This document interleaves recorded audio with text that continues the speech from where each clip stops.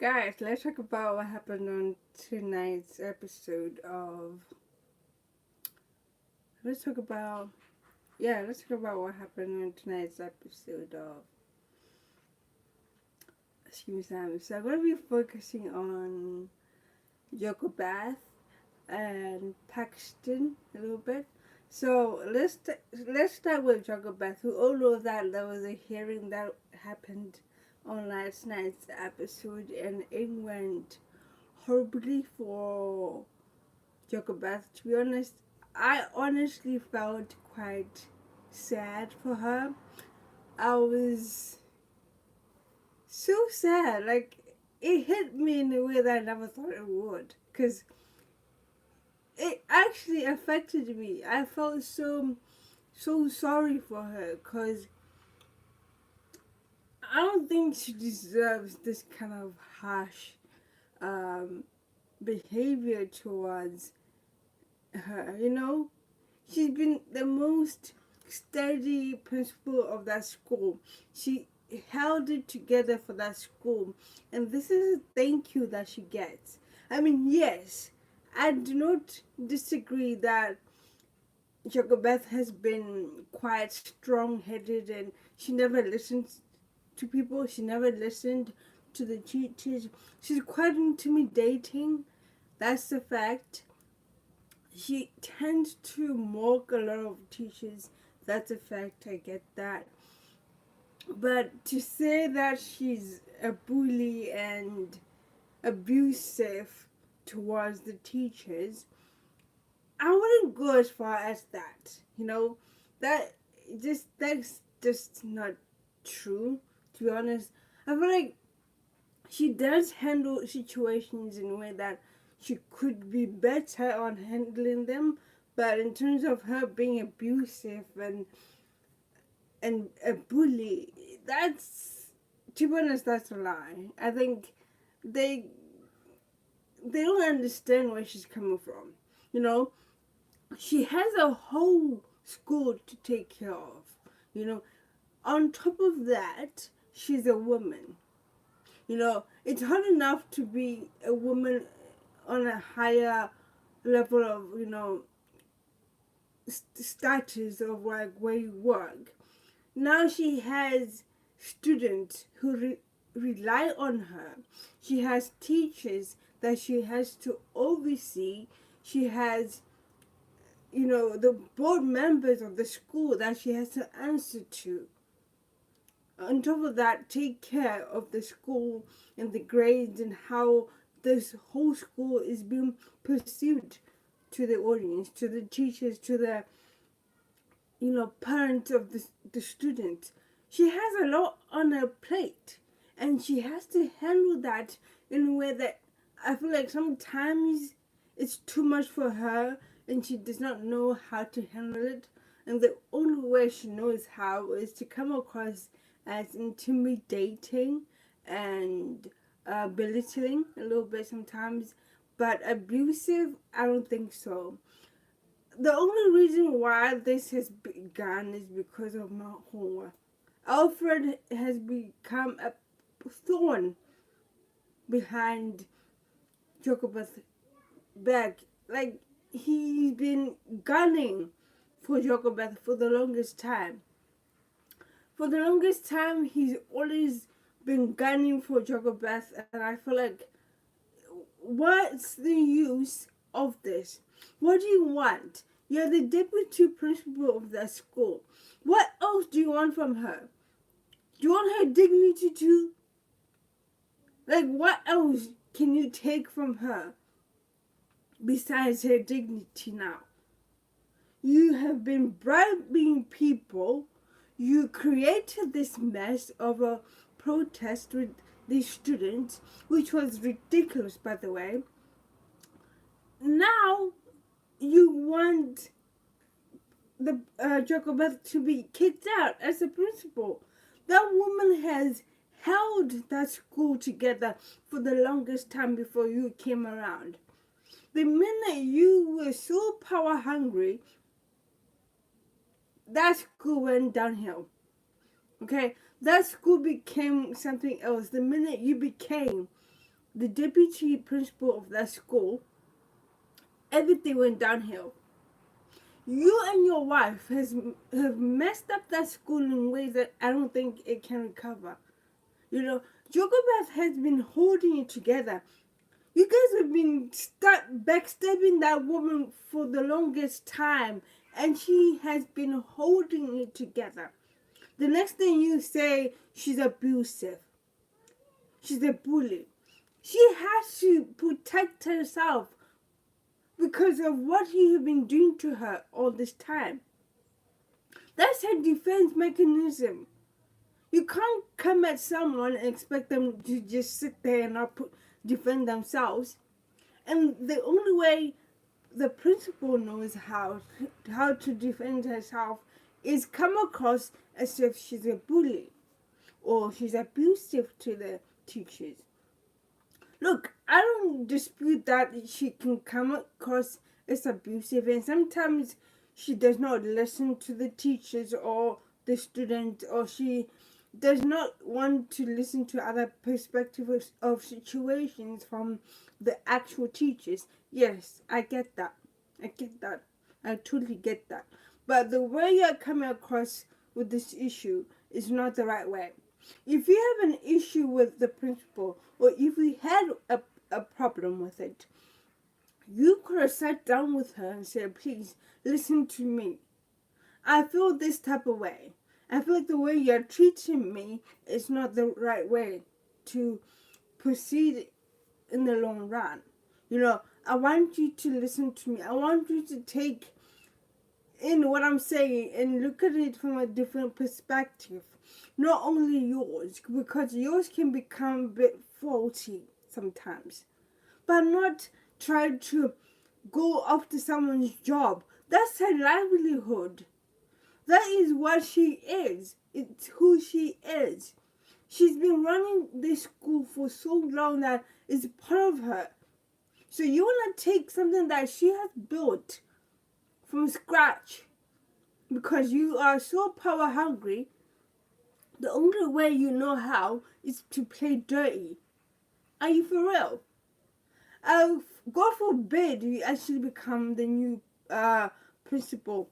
I want Jogobeth to win this case, this hearing, so that she can learn from her mistakes and proceed in a different route. Like, she can learn from her mistakes, and next time she can now listen to her teachers, listen to their perspective and handle situations in a better manner. Okay? But you cannot just go after this woman because your ego or your pride is injured, or you feel some type of way about her. That's just not right. You have to take the high road in this situation. Okay? There's no need for this kind of behavior or this powerful, power-hungry kind of person who you want to become the principal, and the only way you know how is to go after Jogobeth and badmouth her behind her back. That's childish. That's actually childish. It is. It's totally childish. Now let's talk about Paxton. Oh God. Paxton has been the most spoiled brat since this season. He arrived on Skeem as the new character, and obviously they had a backstory in terms of the sister died. Gala, the sister's name is Gala, obviously. So that was the backstory of it, and he's a son of the Mr. Holm. That's it. So we first see him as that spoiled little brat who gets whatever he wants, and he gets away with it, matter of fact. And we all know he was responsible for Alpha's blindness, and another thing was that Jogobeth got blamed for that, for Paxton's behavior. I mean, that's just ridiculous. But now, But now they threw a protest situation at the district because they want to say that Jogobeth is a tyrant and she's a bad principal. She abuses the power that she has. Those students are so stupid. How could you let one person like Paxton make you make those stupid decisions like just like that? You are so spendless, it's crazy. These year 8s are so stupid. How could someone like Paxton control you the way he has? He's a new student, he's a newbie in that school, he's a rookie, and he has that kind of power over you guys. Students that have been there for years. And then one person who came out of nowhere controls you guys the way he has. Wow. Wow.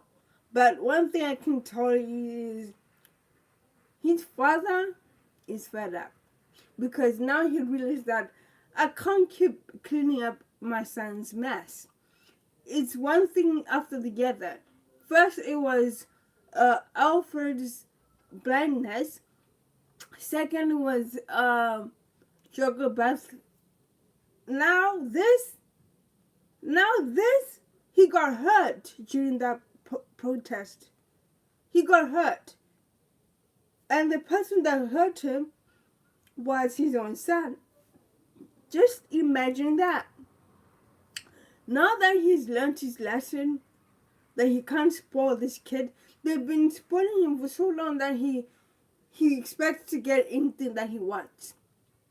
But this time, his father was like, you know what, enough is enough, I'm done. I want to charge, have